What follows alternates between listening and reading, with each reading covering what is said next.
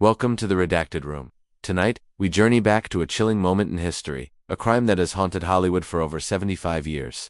This is the story of the Black Dahlia, January 15, 1947, a quiet, crisp morning in the Leimert Park neighborhood of Los Angeles. A mother and her young daughter are out for a walk when they spot something in a vacant lot. At first glance, it looks like a discarded department store mannequin, broken in half. But as they get closer, a horrifying reality sets in. This was no mannequin. It was the brutally mutilated body of a young woman. Her name was Elizabeth Short. She was just 22 years old, a striking figure with jet black hair and a captivating smile. Like so many others, she had come to Hollywood with dreams of stardom, hoping to see her name in lights. Friends described her as ambitious and full of life, a free spirit navigating the post-war glitz and glamour of Los Angeles.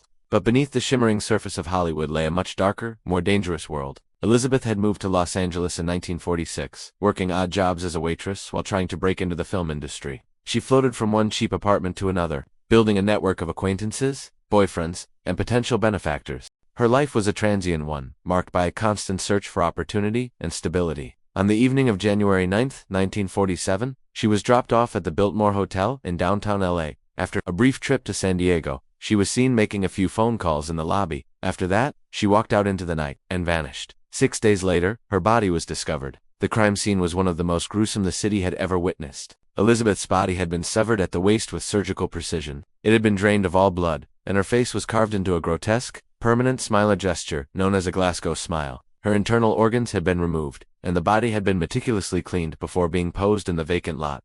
This wasn't a crime of passion. It was a cold, calculated, and sadistic act. The killer had taken their time, turning a human being into a horrifying work of art. The discovery sent shockwaves through Los Angeles and across the nation. Newspapers locked in a fierce circulation war sensationalized every lurid detail. They nicknamed her the Black Dahlia, a moniker reportedly inspired by the 1946 film noir. The blue dahlia and Elizabeth's penchant for black clothing and the flower in her dark hair. She was no longer Elizabeth Short, the aspiring actress. She was now a legend, a symbol of Hollywood's dark side. Her murder became a national obsession. The Los Angeles Police Department launched one of the most extensive manhunts in its history. The investigation was massive, involving hundreds of officers. They interviewed thousands of people and considered over 150 potential suspects. The list included everyone from jilted lovers and shady acquaintances to prominent Hollywood figures and even doctors, given the surgical skill displayed by the killer. But the investigation was plagued with problems from the very start. The media frenzy was a double-edged sword. While it kept the case in the public eye, it also created chaos.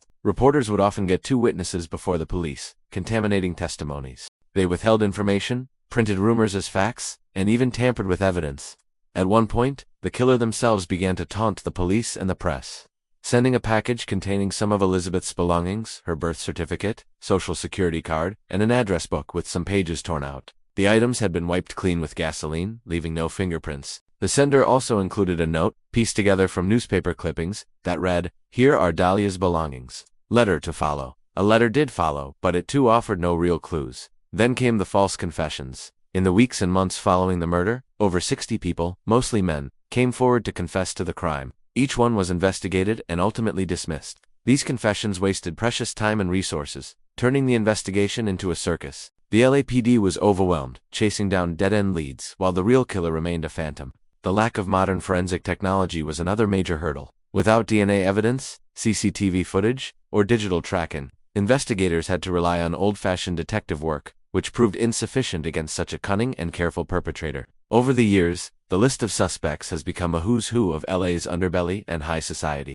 One of the most prominent was a man named George Hodel, a brilliant physician with a high IQ and a dark, sinister side. His own son, a retired LAPD homicide detective named Steve Hodel, later wrote a best-selling book accusing his father of being the Black Dahlia killer. He presented compelling circumstantial evidence, including handwriting analysis that seemed to match the killer's notes, and cadaver dogs that alerted to the scent of human remains in the basement of the Hodel family home. George Hodel had medical training, a known sadistic streak, and connections that could have helped him evade justice.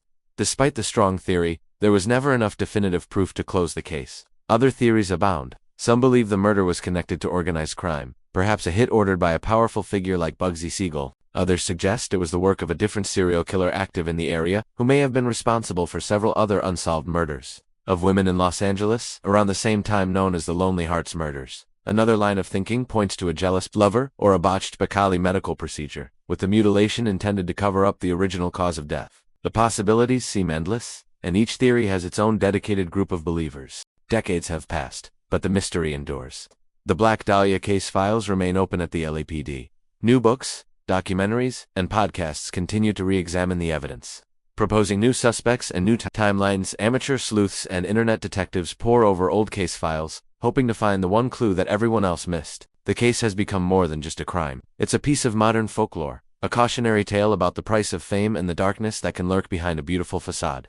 Elizabeth Short's life was tragically short, her dreams unfulfilled. She came to Hollywood seeking a new beginning, but instead became its most enduring and infamous ghost. Her story is a stark reminder that some crimes leave scars not just on the victims and their families, but on the very culture of a city. The Black Dahlia is forever woven into the fabric of Los Angeles, a beautiful and haunting specter that refuses to fade away. The truth of who killed her, and why, likely died with the killer, lost to the shadows of time. Thank you for joining us in the Redacted Room. If you found this story as captivating as we do, be sure to like this video and subscribe to our channel for more journeys into the most mysterious and unsettling chapters of history. We'll see you next time.